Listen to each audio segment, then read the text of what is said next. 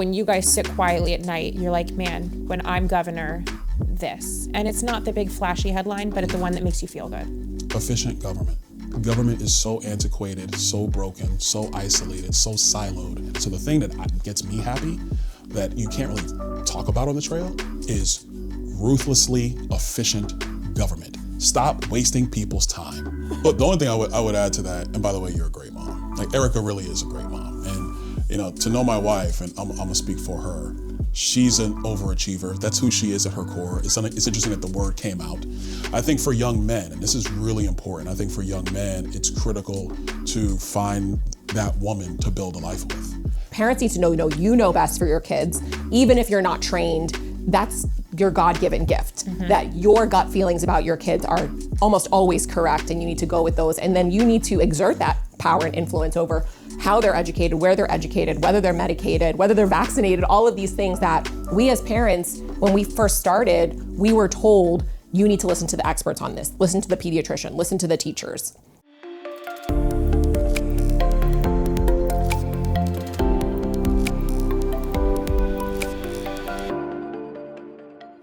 Hi, everyone, and welcome to this week's episode of the Katie Miller Podcast. We're excited to be in Washington, D.C. today with Erika and Byron Donalds. Thanks for coming. How you doing? Thank you. So what's your daily life like on Capitol Hill? Did your family move up here with you? How often do you go back and forth? What's life like versus when they're here versus when they're not? Oh, I commute. I go back and forth. When I won the Republican primary back in Southwest Florida, I remember it was Labor Day weekend. We were on a boat in the back bay of Marco Island, and everybody's like, are you moving the family to DC? Are you moving them to DC? What are we gonna do? And we're on this boat, and I'm listening to all the questions, and I'm looking around, and I go, I live in Southwest Florida. Why would I move to Washington? That place sucks. I'll go up there and work, but I'll commute back and forth. And then when I got up here, it was COVID. And so you did not want to be here. And so I think, all things being equal, it really did work out for the family and for our children, because they were able to have like kind of a stable existence in school back home. And then I was the one that did the back and forth. And now that, our oldest son's graduated college, our middle son is now in college, our youngest son is in the 8th grade, I think looking back, it was the right decision to have that stability of them back home in Southwest Florida. Here, up in the morning, in the office, meetings, like 15, 30 minutes. Your staff comes in, you have to run, do a TV hit, you're on the floor, you're in committee. A lot of it has been talking to members. So you're in these hour-long, 2-hour-long meetings going over policy decisions with other members. I was afforded an opportunity as a relatively new member of Congress to be in the elected leadership committee room with then Speaker McCarthy, and then at the beginning of Speaker Johnson's time with the other elected leaders of the House, and being there representing House Freedom Caucus about what were going to be the decisions from leadership about what packages we were going to put together. How are we going to deal with the Biden administration on border security and all these other things, debt ceiling, spending. So it was personally, it was actually a very riveting time professionally, but I think the balance was me just going back and forth. The second it was fly out to the airport, fly home, or you're doing random events in Florida or somewhere else. The biggest sacrifice, the thing that I think as a dad really hurt me the most, missing games. That one was tough. Do you find that more members who have younger children move them up here versus members with older children? Yeah, I think if the children are really, really young, I think members are trying to move them. Washington's very different now. I think before, members moved their families no matter what. And I think now what's happened, the dynamics have really shifted. A lot of families have opted to stay home. The members of Congress, I know Congress has this connotation of being really old, but that's really the United States Senate. In the House, it's actually quite young. You have a lot of members with young kids. Kat Kammick just had her baby girl. Yep. Anna Paulina Luna had her baby boy about a year ago or so, a little bit more than a year ago. So we have young members who are having children right now. And I think a lot of them are opting, if their kids are really, really young, to bring them with them.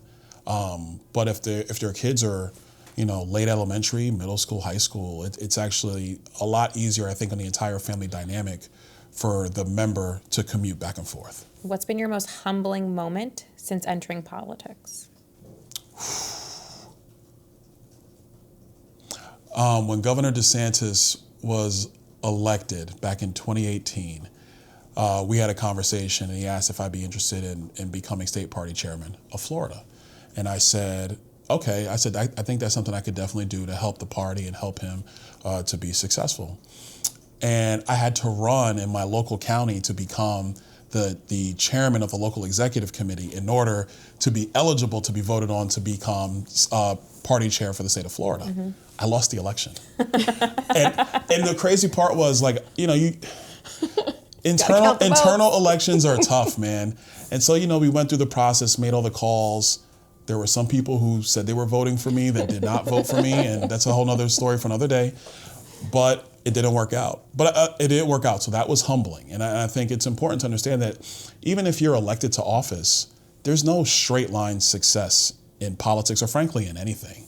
You're gonna have those humbling moments. And I think those humbling moments, they really do keep you grounded. Do you find embarrassing when it happens on such a large stage? I find that, when I feel like other people have watched my failures, it takes a lot more grit to be able to be like, I'm not paying attention, I'm not looking, versus when, like, I fall down the stairs and no one sees, like, I can keep moving.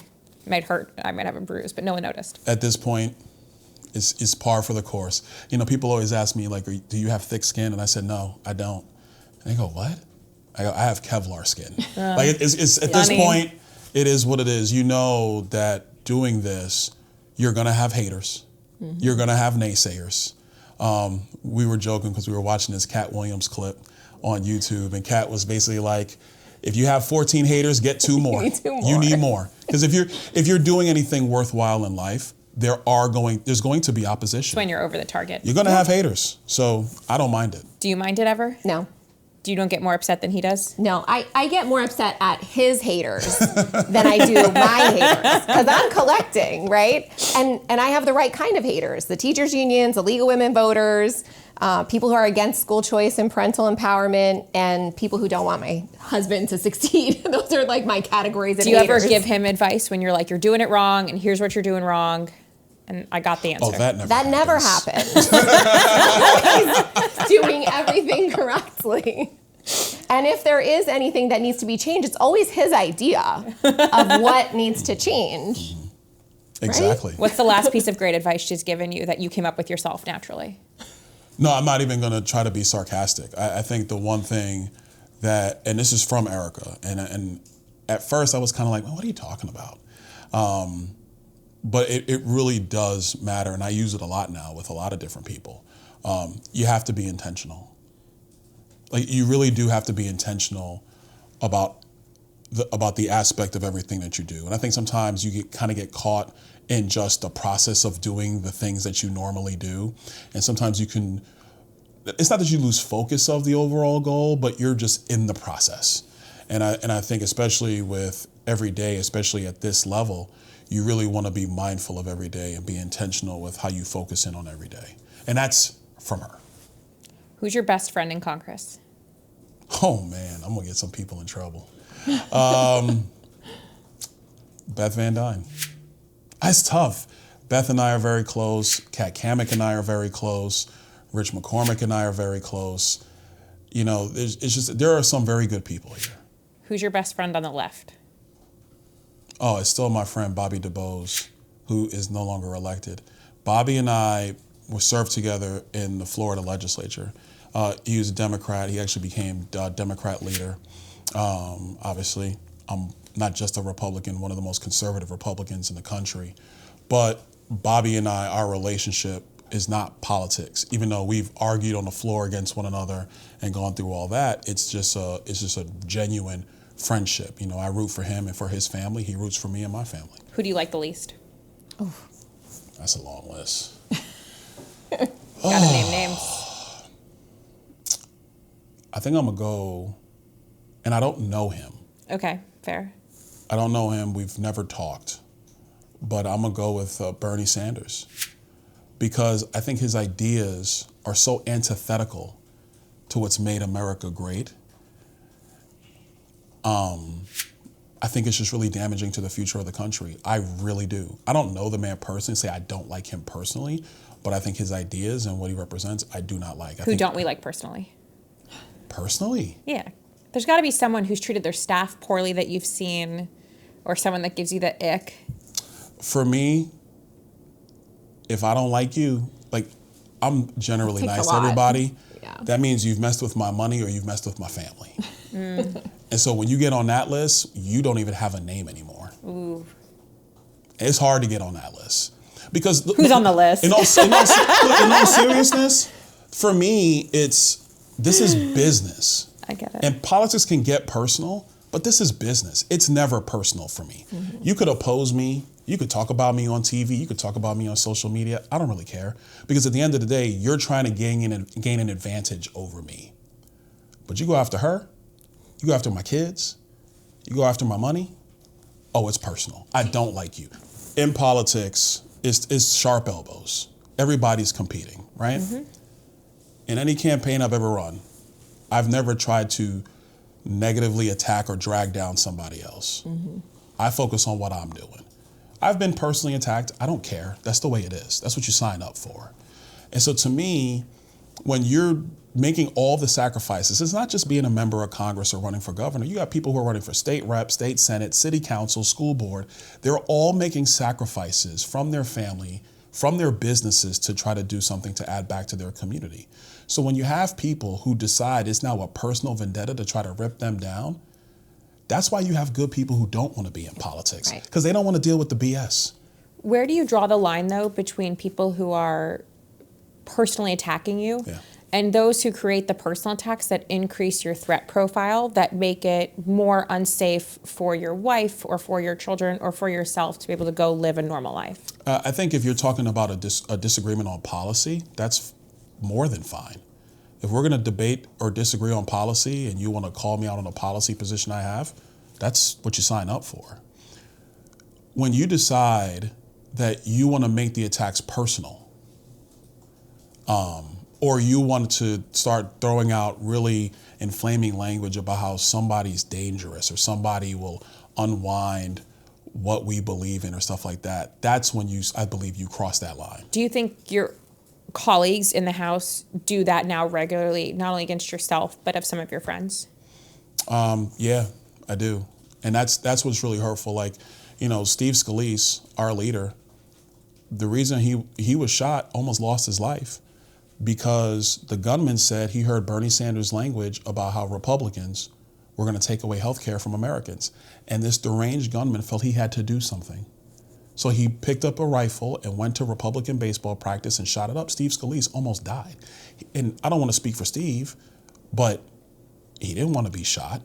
And anything that we're doing on Capitol Hill isn't to take health care from the American people. It's actually trying to provide better health care, because the current system is not good at all and the costs are out of control. But when that stuff happens, when you feel you have to make your attack so personal, that's because you don't have a point. And now you're just trying to be the tallest person in the room by cutting everybody else down. Do you think Congress should do more to ensure that only Americans vote in American elections? 100%, 10,000%. Yeah. And I don't know what the heck's going on in the United States Senate, but Senate Republicans, they got to wake up. This is not 1978, it's not 1990. The Democrats are true radicals. Like, they are radicals. So we got to step up and do what's necessary. Democrats started by saying voter ID was racist. Yeah. Now they're saying voter ID is sexist because they've lost the racist argument. Do you believe that showing an ID to vote inhibits somebody from exercising their right to vote? No, not at all. You got to show it to get on a plane. You got to show it to get beer, buy alcohol, buy a house. Sign a lease. Like, you have to do it to do all those things. I don't listen to the Democrat arguments anymore because they're stupid, and they assume that the American people are dumb and ignorant and can't fend for themselves. And I think that's what's really disheartening about their party right now.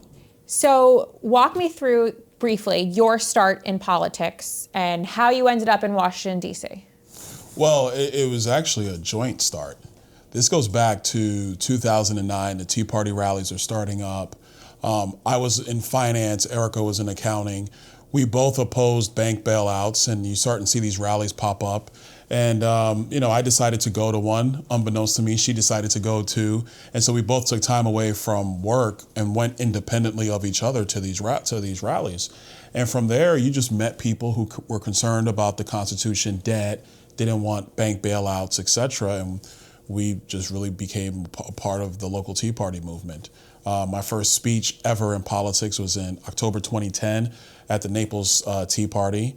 Became a member of the Naples Tea Party board, and this world of politics just took off. Naples, Florida has its own identity where the supermarkets are just Trump-loving fanatics. Yeah, one. Like I went there recently, and they have so much Trump merch where you're like, man, I feel absolutely welcome here. Was Naples always like that?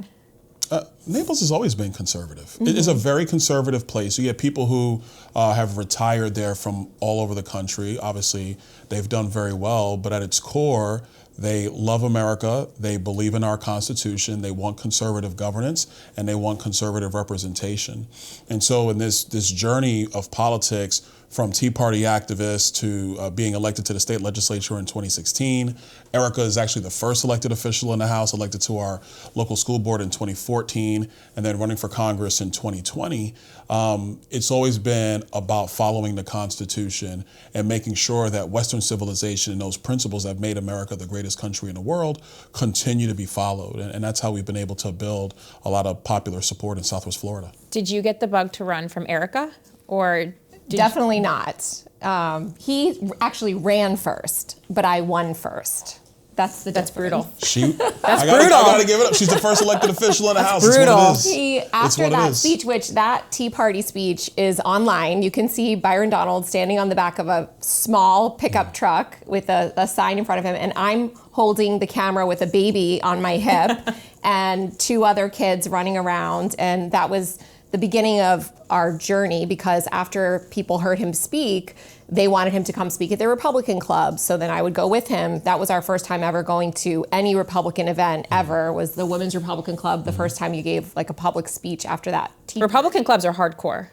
Definitely. Even now when I walk in, I'm like, you guys are more hardcore than I am. We didn't even know there was a Republican apparatus at the time. That's how apolitical we were up until the Tea Party movement. So we discovered Republican Executive Committee and we joined. We started going to these Republican organized events, and he was speaking at every club in the area, and then it continued to expand. So he ran for Congress in 2012. What's the weirdest thing you've come across, like not knowing anything about Republican politics? What's the weirdest like function you found? Is it like PAC-derm lunches? Is it like, there's so many weird things when you like run for office that like members of Congress go to, or that you go to when you're running, that someone would be like, that's weird. I wouldn't say weird. I would say the most intense is your local Republican Executive Committee. Because the Republican Executive Committee, you have people who've decided to take their personal time to become precinct captains.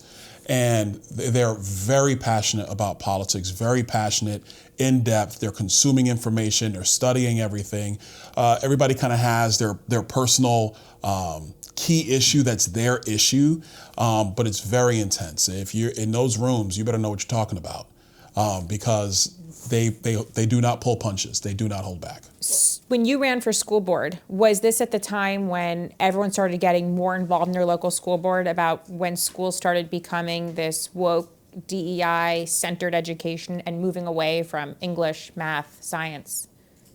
It was before that, actually. It was 2014 when I ran, and it was right after Byron and I helped to start a Hillsdale College classical charter school in our community, just as parent volunteers. So we were a group of parents, and we didn't like what our kids were learning in school, more about the rigor, not necessarily wokeism, at least not at the time, or that we knew. But the classical model really spoke to us. So we opened a school, the first Hillsdale school in Florida, and we found out that there were hundreds of parents like us that were dissatisfied with the current school system. So I was like, I'll run for school board and we'll fix the whole system instead of just trying to build lots of charter schools to meet the demand that we saw with parents. And I got a bit of a rude awakening when I ran and won on the school board. Hold on. We're going to explain it in more detail. So I ran for Congress in 2012, did not win, and it was actually a blessing that I did not win that race. Very happy that occurred. Our congressional district came open in a special election in early 2014. And so a lot of the people in the local Tea Party movement came to me and they said, Byron, it's your time. Let's do it. Let's run. And I said to myself, I don't know. And I remember we were talking about it one night. I came from a meeting and she asked me what I thought. And I said, I want to sleep on it. Woke up the next morning and I said to Erika, it's not the right time. I shouldn't run for Congress at this time. And she goes, okay, good, because I want to run for the school board. I wasn't going to run if he was going to run, so I let him decide first. That's what happened, yeah. How have you dealt with some of the pushback in starting schools and working in this charter program where so many parents are now so involved in their kids' education? I think from when you started to the ramp to now is you see report after report of thousands of kids being pulled out of public schools, thousands of kids not returning, whether that be New York City, Chicago, I've seen numbers, Colorado. And then people then are obviously going to push back on anything that they can, including starting charter schools. Yeah, I'm thrilled. I'm like, welcome to the party. I've been working in school choice policy for almost 15 years now and helping parents to find the right fit for their kids. And I love that it's now become a mainstream policy issue. It used to be difficult to get anyone to even talk about it. And now, I'm able to go on national television and talk about it very frequently. And that was not the case before. So parents finding out that they actually do have options, whether that's charter schools or education savings accounts or whatnot. We have 17 states. We have the federal program now. So it's actually become an industry and a real pursuit of fully parent-directed funding on education and a free market in education. And that's what I've worked for the last 15 years to do. So I'm really excited about where we are right now. Just to clarify for the audience, how many kids do you all have and how old are they? So we have 3 boys. Oh, wow. They're 22, 18, and 14. And so for other mothers who are starting off on their school journey today, what would you want them to know that you've learned along the way, parenting now children that are entering their college years? Oh, just love them and hold them accountable. That's really all you could do. You love them. There have to be boundaries. There have to be rules, and really demanding excellence out of their education.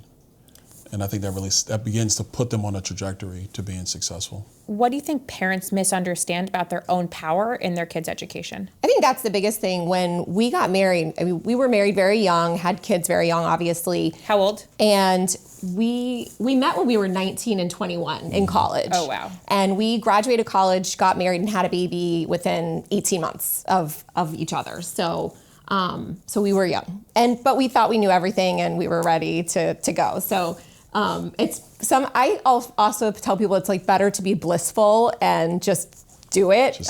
And we loved it. We had a wonderful time as young parents. But we thought, being in finance, we just need to buy a house in a neighborhood where the schools have A grades, and we've done our job. And we found out pretty quickly that was not enough, because one of our sons did great in that school, and the second one, who was my school choice story, it was a miserable experience. I had to pull him out in first grade. I found a classical private school, and it changed his life completely. And all he needed was something different. They told us that he needed to go on medication, and I refused. And I think about all the other parents who would listen to the experts and go against their gut feeling as parents because they're a teacher or they're a counselor and they're supposed to know better. But parents need to know you know best for your kids. Even if you're not trained, that's your God-given gift, that your gut feelings about your kids are almost always correct, and you need to go with those. And then you need to exert that power and influence over how they're educated, where they're educated, whether they're medicated, whether they're vaccinated, all of these things that we as parents, when we first started, we were told, you need to listen to the experts on this, listen to the pediatrician, listen to the teachers. And that's just not true. Parents need to exert their own authority and follow their gut. Do you think schools are too quick to recommend to medicate children who just need a different type of learning? Oh, absolutely. And I think, look, if you take a look at it from the side of a school administrator or a guidance counselor, there are, depending on the size of the school, 300 kids, 500 kids, 700 kids. They're trying to find a way to get through the school year while providing the best education possible. And I think sometimes the default response is, well, this small cohort of kids are a problem. They're not sitting still. What do we need to do? Well, what about testing them for ADD or ADHD or providing medication or whatever the case might be, as opposed to having a child-focused approach, which is very difficult for the public school system to do, where you have a child-centered approach, where you're prioritizing the needs of that child. And that's why Erika, myself, we've just been such strong advocates for parental empowerment, for universal school choice, because parents, obviously, it's their child. They're fully invested in that child, regardless of what happens with the teachers. And the teachers change every year, or regardless of what school you happen to go to, because the principals will change. The parents are there every step of the way. So that's really the core of our belief, that you have to put parents at the head of the table, and then everything else will fall into place for that child. Given that you both had kids so young, and the fertility rate in our country is declining dramatically across not only the United States, but the world.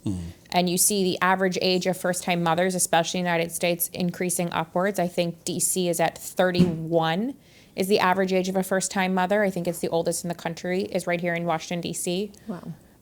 What would your recommendation be to people, and especially to women, who say, I'm going to wait until later in my career, versus you all who had it at the beginning of your careers, and you're still able to be wildly successful, running for governor of the state of Florida, elected to the school board, starting your own charter schools, and it hasn't hindered your careers at all. I think it would have, you could argue, shaped your careers. Definitely. I mean, I'm not a woman. You got to answer that question. Well, I have been speaking at Turning Point conferences, on college campuses, to young women's groups, and I always encourage them, find your person, get married young, start having babies, and you can do both. And yeah, it takes work, as I know you understand, to balance it and figure out where that balance is. But when you put family first, God first, and what He's called you to do, then your family, you fit your career around that, and it will work. You can make it work. But definitely the most rewarding thing you'll ever do is be a mom.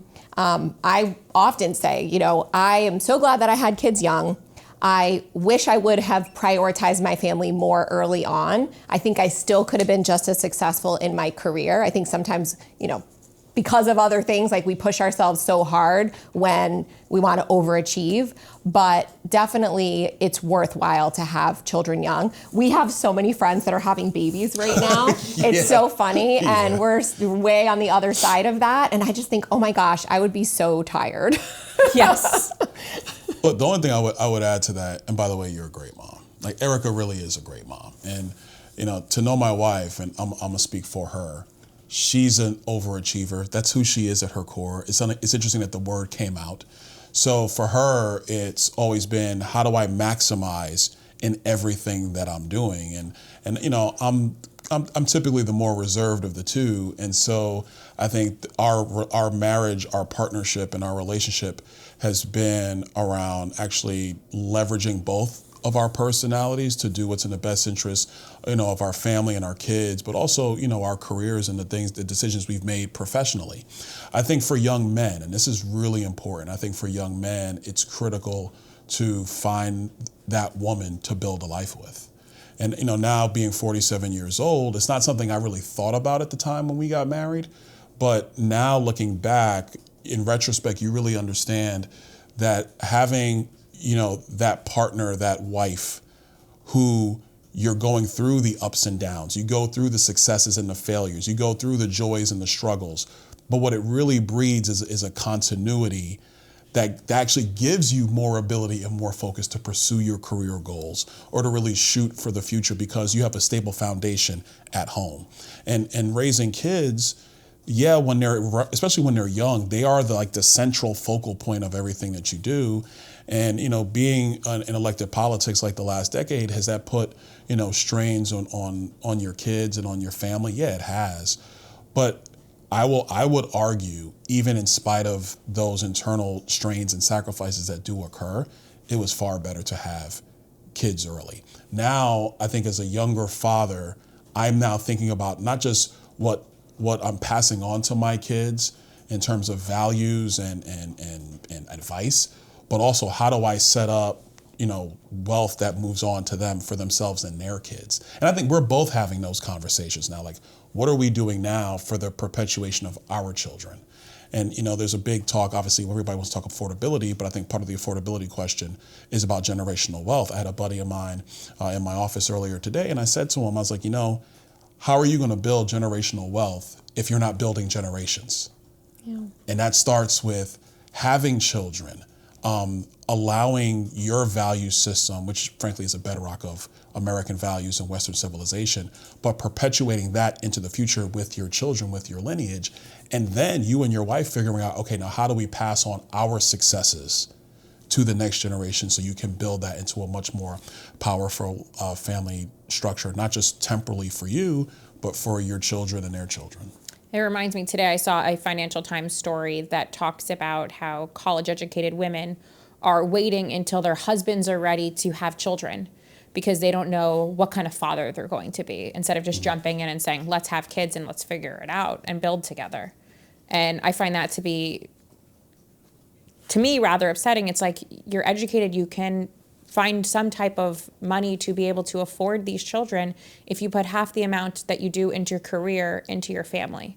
Because oftentimes you end up with this perfect glide path of a career, the perfect college, the perfect first job, the perfect next job, and then you look around one day and biology has left you behind. Yeah. And we were so broke when we had our first son. And so I tell people too, you're never going to be ready. There's never a right time to have kids. I mean, of course, yes, you want to be employed, you want to be at least stable, but I just don't know a lot of people who have that attitude where, I'm going to wait until this happens to have kids. There's always something to say, well, now that this has happened, let's wait for something else. And so, yeah, I agree. I think building a life together, building a family together from the time you're young is so valuable, and I'm so thankful that that's the experience that we've had. You're currently the front runner in the race for Florida's governor. I would say that I'm sure you've said it multiple times publicly, what you would do if you were first elected.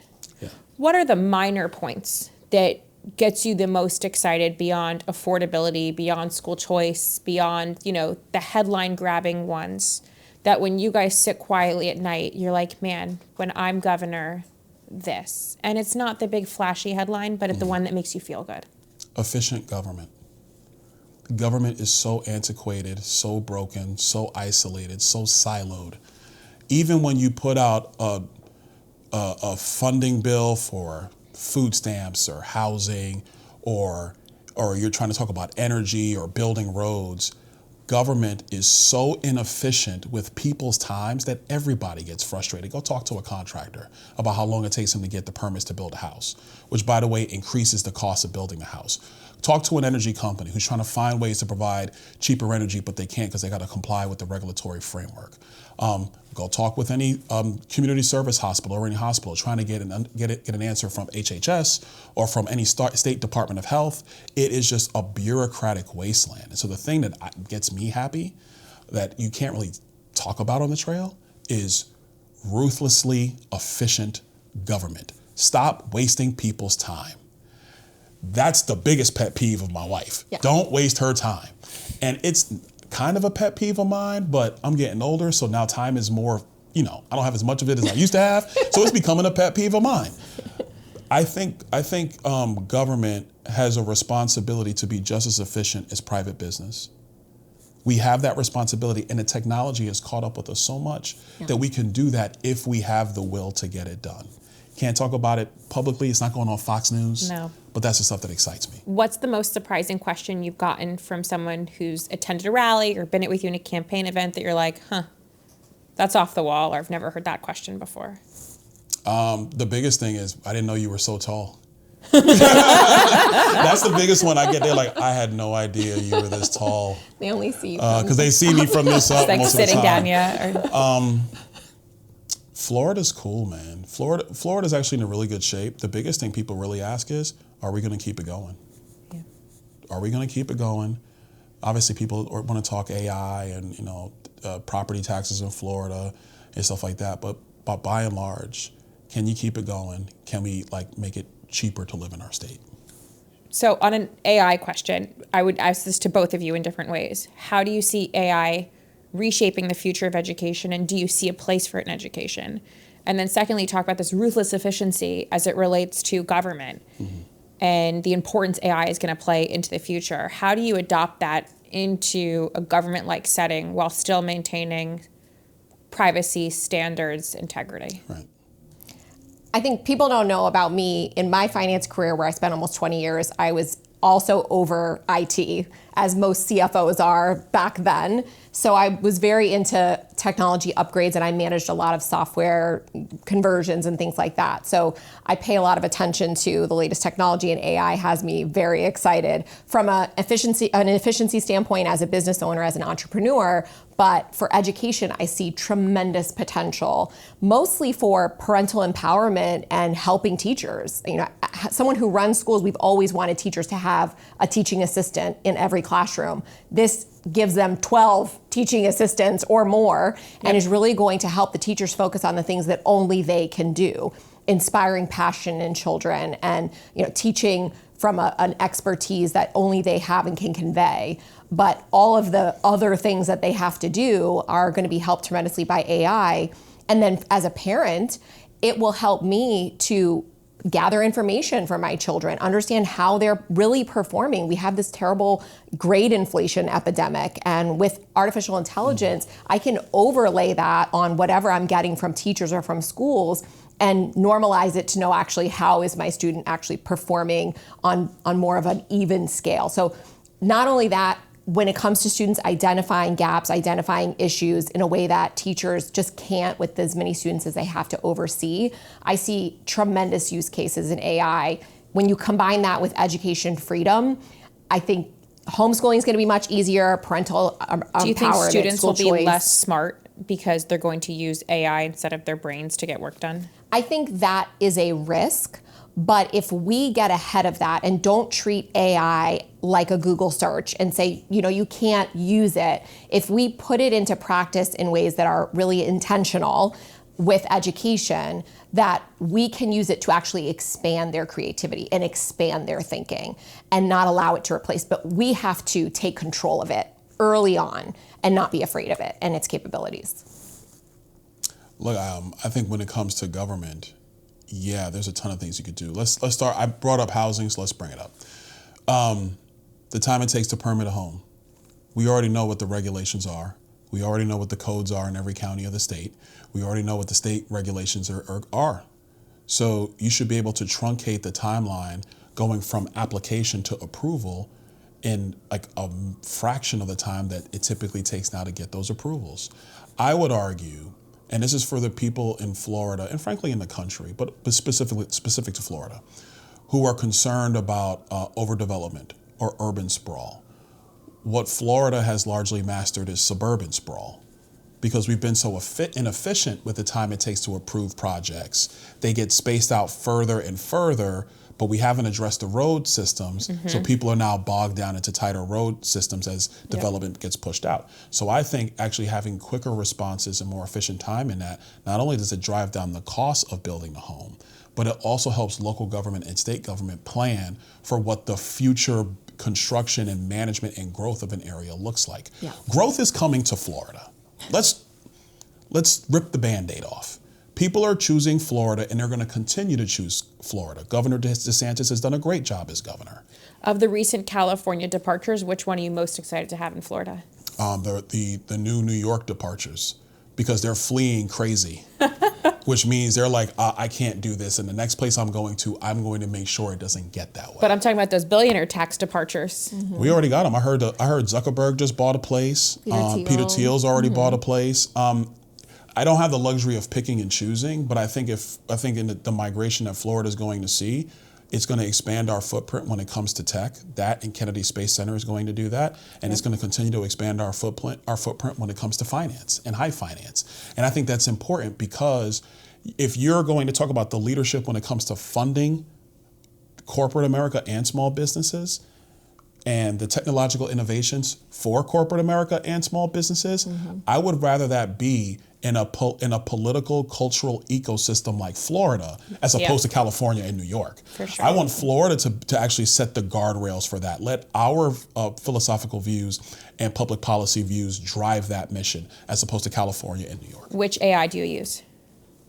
I mess with them and play with them and ask like random stuff, but nothing too crazy. but I use Grok mostly. I started playing with Gemini, but I don't really get into it that much. I have different tabs open for each one because I use them for different purposes. So I use Claude for business mostly. I use Chat for media, speeches, and things like that. And I use Grok for things that, just what I think as a secondary probably for most things. But I use it all the time, all day, every day. Like She's a menace on that. But I think going back to what you were saying though about the efficiencies in local government, I think people underestimate the talent gap that AI fills in all of these local governments that don't have that high quality talent of civil engineering, that plugging in AI with the people that they have will actually enhance their ability to plan better, to process more efficiently, and to be more successful as local communities. And I think they're feeling like this is going to take away power when it's actually going to empower them even more because they will have access to high quality, quote, talent within the technology. So I'm really excited about the next phase of Florida, the billionaires like Steve Ross and Ken Griffin who are investing in Florida education, who are attracting more entrepreneurs there, Silicon Beach, if you will. I think it's very exciting and not like anything anywhere has ever seen in our country. So, well, one last thing, and I know you want to move on. I think it's important about your last question because when people think AI, they're thinking Grok, Claude, Gemini or whatever, right? I think for when it comes to businesses, when it comes to internal governmental operations, healthcare operations, etc., that's not Grok and Gemini.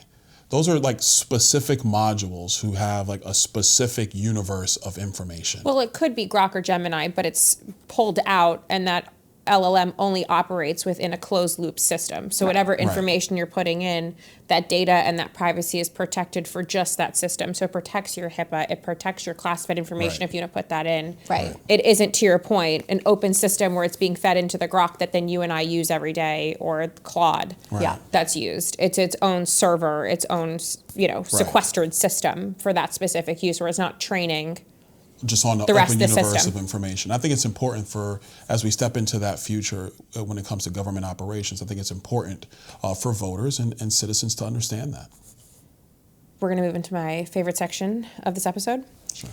Florida man headlines, real or fake? Oh, gosh. You're going to tell me if the headline is real or fake. All right, go ahead. Florida man attacks shoppers with metal shelf inside Miami-Dade Publix. Nah, that's fake. I see it's real. It's fake. Could have happened. Someone was eating someone's face in Miami. A shelf attack is not that far off. Florida man saves neighbor from jaws of 11-foot alligator by hitting it with his car. Oh, I can see that happening. That's real. I'll say fake. It's real. 2-0. Nobody's counting. No. Florida man arrested for making bomb threats against himself. Yes, that's real. Yeah, that's real. It's real.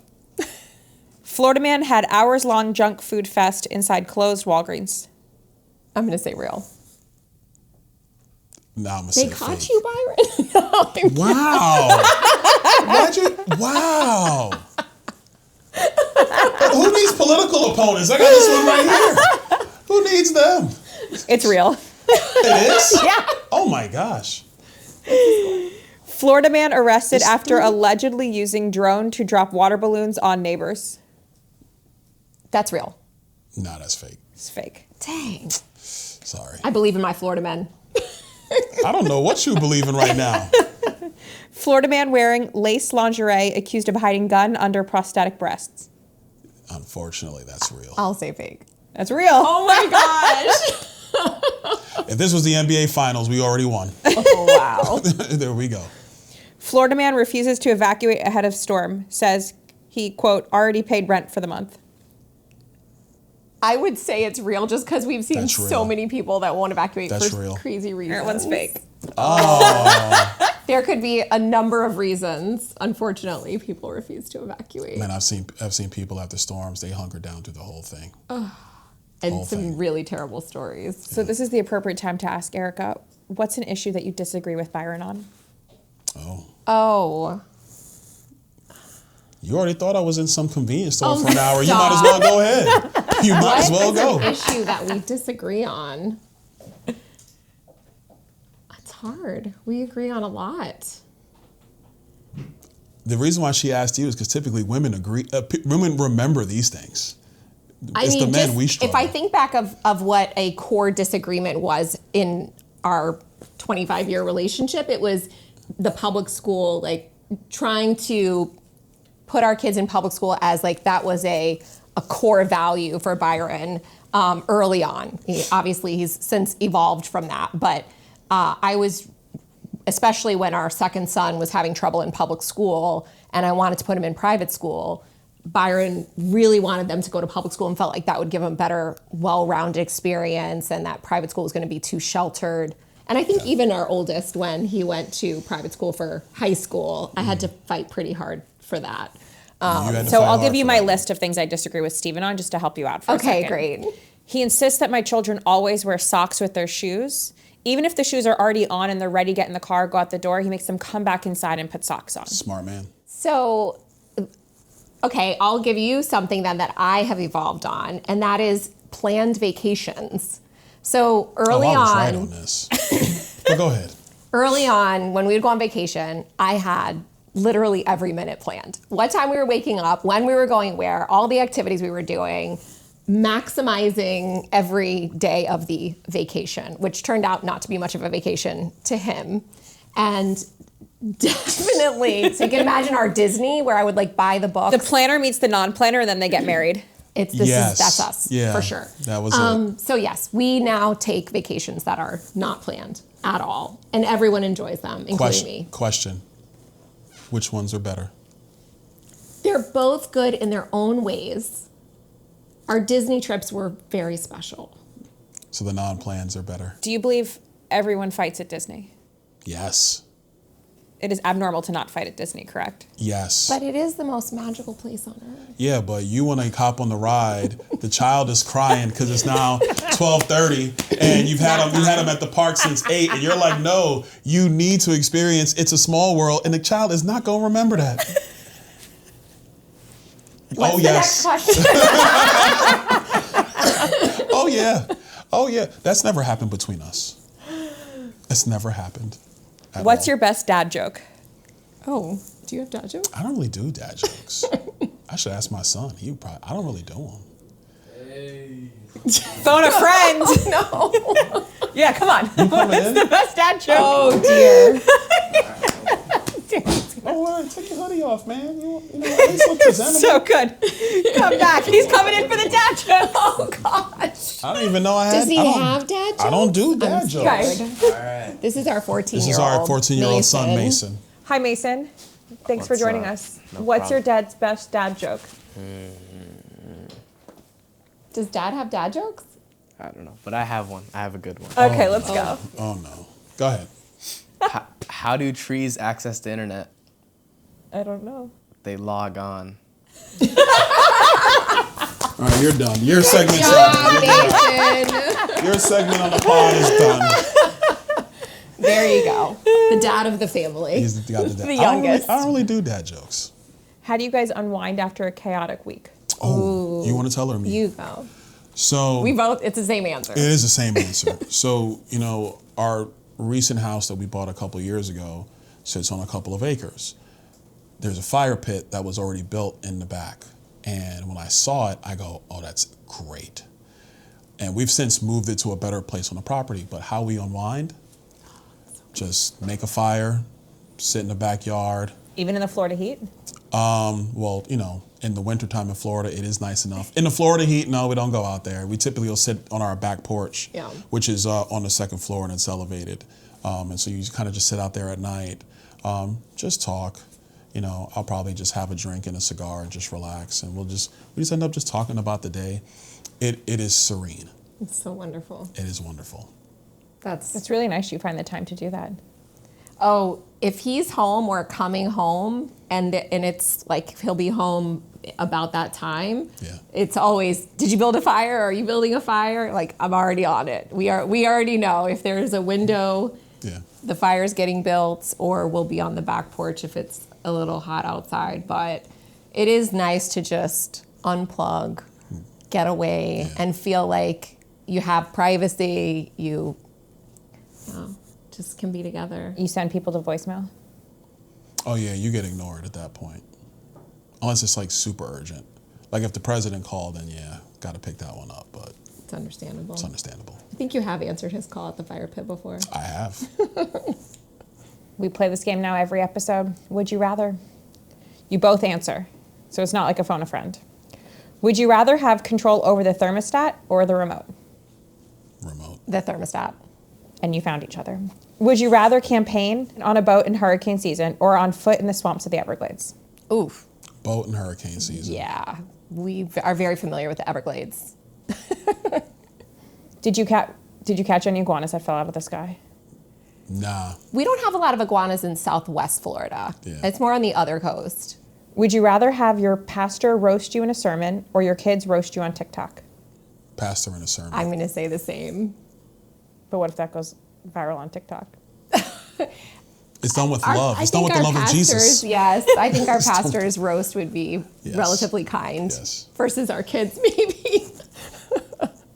Would you rather deliver the awkward State of the Union response from a tiny house with no teleprompter or sit for an hour-long segment on The View? Oof, I know your answer. Hour-long segment on Yeah. The View. That is the worst speech ever to give. Right. I will never give that speech. I would go on The View too. We actually enjoy debating with the other side. I don't ever miss an opportunity, nor do you. Oh no, Whoopi and I would have a good time. It would be fun. They should. By the way, The View, let me on. Shameless plug. Would you rather get caught passing gas on a hot mic or accidentally have a phallic verbal slip on live TV? Example, like Schumer saying Trump incited an erection. Oh, definitely the fart in a hot mic. You can get away with that one. No, I'm going to go with the latter. No, thank you. What's a conspiracy theory that you believe in? Well, it's too late because it's already been revealed, but I always, even when we were going through it early during Trump 1, I always believed that Russia collusion was a huge conspiracy. It never made any sense that the guy who was in our televisions for 35 years, who everybody loved, including hip hop artists and Democrats, etc., was all of a sudden a Russian plant. Never made any sense to me. Do you believe someone should be charged in the Epstein investigation? Yeah, I do. What's a conspiracy theory that you believe in? I don't think it's a conspiracy theory, although others do, that the 2020 election was stolen. Absolutely believe that. What's the first app you open in the morning? X. X. I'll give it to Elon. Shout out to Elon. It's X. Do you read the comments on social media? Sometimes. But me, I like knowing what my adversaries say. I also watch MSNBC. MSDNC? Whatever it is. Yeah. Or now, or MS whatever they Now. call it now. I don't Yeah. know. Yeah. I read them just so I can mute and block people, which I take great pride in. Which downvotes them in the algorithm. Yeah, I know. What songs are on your Spotify playlist right now? I love Jelly Roll and Elevation Worship and I got old school hip hop and R&B. Yeah, I have everything in there from Drake to Biggie, old school Tupac, Chris Stapleton, Jelly, Nicki. I have a wide range. We both like a lot of different music. If someone made a TV show about life in Congress, which actor would play you? Oh, what's the British dude? Idris Elba. Yeah. What keeps you up at night? Our kids, just making sure they're set. They're at an age now where we don't get to see them every day, and you have a lot less influence over the things that happen in their lives. So if there's anything that keeps me up at night, it's just making sure that my kids are safe, successful, happy, and that there's not anything that I could do to help them that I don't know about. I actually agree.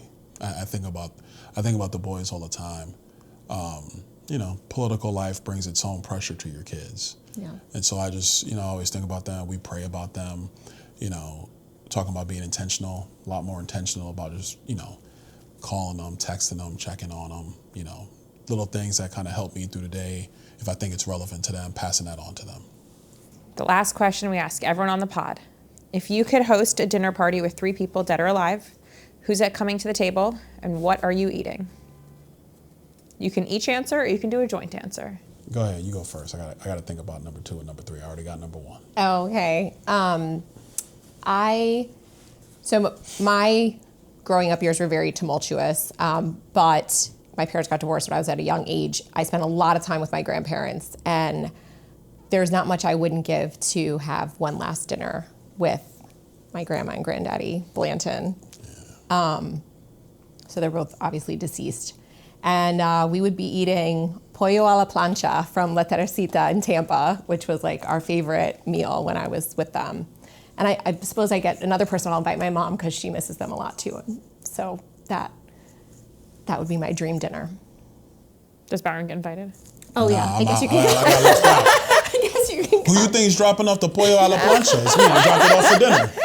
My grandparents, when they met Byron, thankfully they were alive to meet him, and our first son said, "This is the man that we prayed for." They were very devout. They're the reason why I have a Christian foundation. And they really liked Byron and said they had been praying for my spouse my whole life, and Byron was the one they prayed for. So that was very special. You had something better than that?